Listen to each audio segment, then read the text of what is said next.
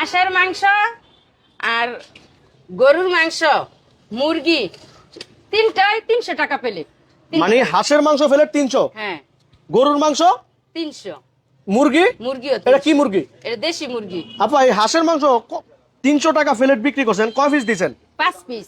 এক প্লেট দেন তো, কি কি দিছেন? এই যে মাংসই দিতেছি, সবই মাংস, সবই মাংস। হাড্ডি নাই? হাড্ডি, হ্যাঁ হ্যাঁ হ্যাঁ। এই যে এক প্লেট হাড্ডি দিব। আচ্ছা দেন, আমার একটু দেন। এক পিস।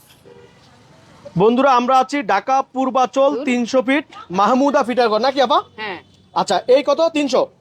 হ্যাঁ। আচ্ছা এই তাহলে গরুর মাংস কিভাবে দিছেন আপা একটু বলেন না? গরুর মাংস 300, 5 পিস 300 টাকা।